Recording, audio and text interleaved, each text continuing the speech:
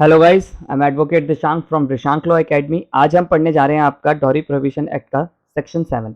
ये बात करता है कॉग्निजेंस। कॉग्निजेंस का मतलब होता है जुडिशियल नोटिस, यानी कि कोर्ट कब संज्ञान लेगा, कब अपना जुडिशियल माइंड अप्लाई करेगा केस में।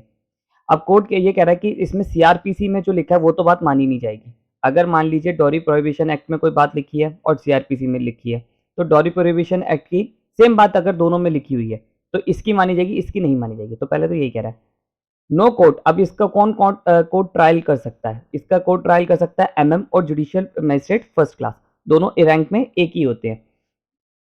3 साल तक की इन्हें सजा सुनाने का होता है। अभी सजा कभी आएगा।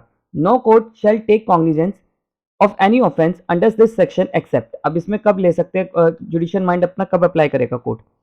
ऑन नॉलेज, अपनी नॉलेज से है, या पुलिस रिपोर्ट यानी कि आपका चार्जशीट फाइल हुई हो 173 में। Fact complaint by the person aggrieved person, या तो कंप्लेंट केस चलाया हो यानी कि कंप्लेंट करी हो उसने सीधा कोर्ट में, तो कंप्लेंट का मतलब है यानी कि कोर्ट में सीधा हो। तो यानी कि 3 तरीके से होगा, पुलिस रिपोर्ट, या कोर्ट ने खुद अपने आप संज्ञान लिया हो, या आपका उसमें कंप्लेंट केस आया हो यानी कोर्ट के सामने सीधा केस आया हो। इट शैल बी लॉफुल और फॉर, या फिर आपका किसी कोई वेलफेयर एसोसिएशन है, एसोसिएशन ने आपको क्या करा, एनजीओ एनजीओ है कोई ऐसा, उन्होंने कहा, उनके बेस पे भी हो सकता है। अब जो यहाँ पर लिखा है सबसे इंपॉर्टेंट ये पॉइंट लगता है मुझे, क्योंकि एमएम और ये जुडिशियल मजिस्ट्रेट फर्स्ट क्लास हुआ, इन दोनों को पावर है कि एनी सेंटेंस सुनाने की। देखिए जनरली आपका सीआरपीसी में क्या होता है कि एमएम की पावर या जुडिशियल मजिस्ट्रेट फर्स्ट क्लास की जेएमएफसी की पावर तो होती है 3 साल तक की सजा सुनाने की। 3 साल से ज्यादा की ये सजा नहीं सुना सकते। अगर मान ट्रायल कर सकते हैं, 3 साल से ज्यादा की सजा नहीं सुना सकते। अगर इन्हें 3 साल से ज्यादा सजा सुनानी होती है तो ये अपना केस सीएम यानी कि चीफ मेट्रोपॉलिटन मजिस्ट्रेट या सीजीएम चीफ जुडिशियल मजिस्ट्रेट के पास भेजते हैं, वो सजा सुनाता है। ठीक है, बट यहाँ पर क्या है, इनको पावर मिल गई है कि एनी सेंटेंस यानी कि एमएम 3 साल से ज्यादा की भी सजा सुना सकते हैं। ये बात को आप ऐसे ही समझिए। अब इसमें बात करें रिकॉग्नाइज वेलफेयर इंस्टीट्यूशन का, मतलब यहाँ पर बताया गया कि कौन सी है जो सेंट्रल और स्टेट गवर्नमेंट ने जिनको मान्यता दे रखी है, उन्हीं को कहा गया। नथिंग सबसेक्शन इसमें शैल अप्लाई, यानी कि इसका 36 सीआरपीसी का भी अप्लाई नहीं होगा। ये बात करता है 36 से आपकी बात करता है लिमिटेशन की, कि आप कौन सा केस कितने साल तक में फाइल कर सकते हैं।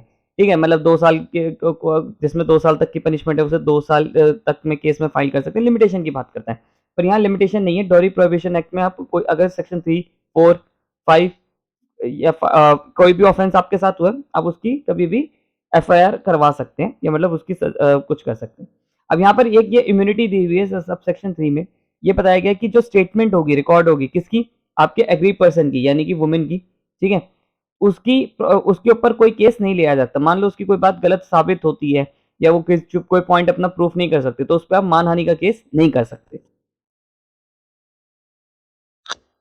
अब बात करते हैं आपका सेक्शन 8 की। सेक्शन 8 कहता है कि जो ऑफेंसेस होंगे, जो भी आपका सेक्शन 3 की बात हो गई, 4 की बात हो गई, 4A की बात हो गई, वो सारे के सारे क्या होंगे, नॉन बेलेबल के नेचर के होंगे, यानी कि उनमें बेल नहीं होगी। और क्या होंगे, कॉग्निजेबल होंगे, नॉन बेलेबल होंगे और नॉन कंपाउंडेबल होंगे, यानी कि उसमें कोर्ट के बिना समझौता नहीं हो सकता। दोनों पार्टी कहे कि चलो हम समझौता कर लेते, जो हुआ सो हुआ, वो चीज भी नहीं हो सकती। इन्वेस्टिगेशन उसकी चलेगी, ठीक है। 42 में उसके अरेस्ट वेरेस्ट होंगे, और the arrest of person without warrant और without order of a magistrate, यानी कि मजिस्ट्रेट के बिना वारंट के भी उसको अरेस्ट करा जा सकता है। पहले ये बेलेबल का था, अब ये नॉन बेलेबल हो चुका है। अब 8A की बात करें तो ये बात करता है बर्डन ऑफ प्रूफ की। ये कहता है कि यहाँ पर थोड़ा सा केस उल्टा है।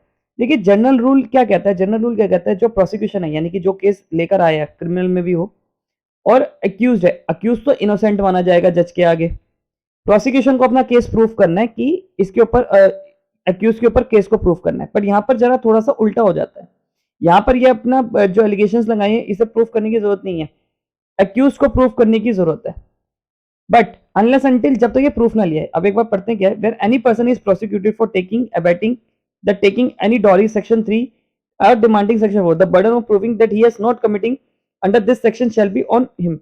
यानी कि मान लीजिए अगर ए और बी की शादी हुई, बी जो है वो आपका दूल्हा है, इस पर इल्जाम लगते हैं कि इसने सेक्शन 3 या सेक्शन 4 का यानी कि डिमांड करा या डॉरी ली है या ऐसी चीज करी है, तो इसी को प्रूफ करना है कि मैंने नहीं लिया। ये प्रूफ नहीं करेगा, यानी कि प्रोसिक्यूशन प्रूफ नहीं करेगा, यानी कि विक्टिम प्रूफ नहीं करेगा। एक्यूज को प्रूव करना है कि भैया मैंने नहीं लिया, मैं दिखाता हूँ सबूत आपको कि मैंने नहीं लिया, ये सबूत लेकर आएगा अपनी बेगुनाही का, ना कि ये। तो एक बहुत बड़ा एक अलग तरीके से कानून है ये। अब बात करते हैं आपका सेक्शन 8B की। ये बात कर रहा है डॉरी प्रोहिबिशन ऑफिसर। अब यानी कि डॉरी प्रोहिबिशन ऑफिसर को कौन अपॉइंट करेगा। हालांकि ये कई स्टेट्स में होते हैं, कई स्टेट्स में नहीं होता, दिल्ली में नहीं है, पुलिस ही आपका इन्वेस्टिगेशन करती है। तो यहाँ बोला गया कि स्टेट गवर्नमेंट जो होगी वो मे करेगी, यानी कि कर भी सकती है, नहीं भी कर सकती। Dowry prohibition officer if it thinks fit, अगर वो मानेगी, स्पेसिफाई एरिया के हिसाब से इन विच देवर एक्सरसाइज द जुडिक्शन, यानी कि हर एरिया, जैसे दिल्ली में 11 डिस्ट्रिक्ट है तो 11 डिस्ट्रिक्ट के हिसाब से कर देगी। पर यहाँ पर जरूरी नहीं है कि वो बनाएगी बनाएगी, क्योंकि यहाँ मे का वर्ड लिखा है, दिल्ली में नहीं है। एवरी डॉरी प्रोहिबिटिव ऑफिसर क्या काम करेगा कि वो इस प्रोविजन के काम में हिसाब से काम हो रहा है नहीं हो रहा है, वो चीज देखेगा। As far as possible the taking abetting the taking of any demand of dowry, to रोकेगा। देखिए यहाँ पर ए में कह रहा है वो देखेगा कि इस एक्ट में काम हो रहा है नहीं हो रहा, इस एक्ट में जो बोला गया, और बी बोल रहा है कि प्रिवेंट करेगा, रोकेगा कि कोई ले ना दहेज ना ले। ठीक है, टू कलेक्ट सच एविडेंस, यहाँ पर इन्वेस्टिगेशन की भी पावर आ गई उसे। As may be necessary for the prosecution of person committing, अगर मान लीजिए किसी ने ले लिया है तो वो एविडेंस कलेक्ट भी करेगा। To perform additional function it may be assigned by the state government in rules, और उसको कुछ और भी अगर देनी है डॉरी प्रोहिबिशन ऑफिसर को पावर, तो स्टेट गवर्नमेंट उसे वो भी चीजें दे सकती है। थर्ड बात कर रहा है आपका स्टेट गवर्नमेंट में नोटिफाई ऑफिशियल गेजेट में, स्टेट गवर्नमेंट क्या करेगी, राजपत्र में निकालेगी, ठीक है, और कहेगी कि जो डॉरी प्रोहिबिशन ऑफिसर है उसको सेम पावर है पुलिस जैसी। ठीक है, अगर उसको पुलिस की पावर देनी है, और लिमिटेशन कंडीशंस उसकी बता देगी, इसको ये लिमिटेशन है और ये कंडीशंस है। फोर्थ पॉइंट करता है कि स्टेट गवर्नमेंट में for the purpose of advertising और resisting dowry prohibition officer their function under the appoint and advisory board, यानी कि एक एडवाइजरी बोर्ड बनाएगी, उसके तहत आपके डॉरी प्रोहिबिशन ऑफिसर्स अपॉइंट होंगे। और वो क्या होगी, वो जो एडवाइजरी बोर्ड होगी उसमें 5 लोग होंगे, सोशल वेलफेयर वर्कर्स होंगे, जिसमें एटलीस्ट 2 तो वुमेन होनी चाहिए, यानी 1 2 3 4 5, ये 2 पद जो होंगे वो वुमेन के होना जरूरी है, अगर ऐसा कुछ बनाती है तो।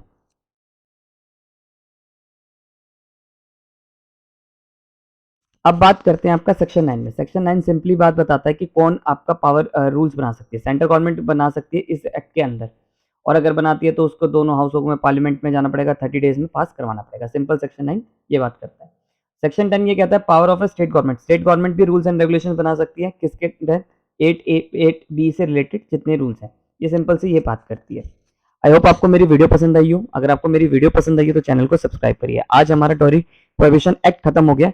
नेक्स्ट क्लास में हम इसके रूल्स एंड रेगुलेशंस के बारे में बात करेंगे। Thank you so much.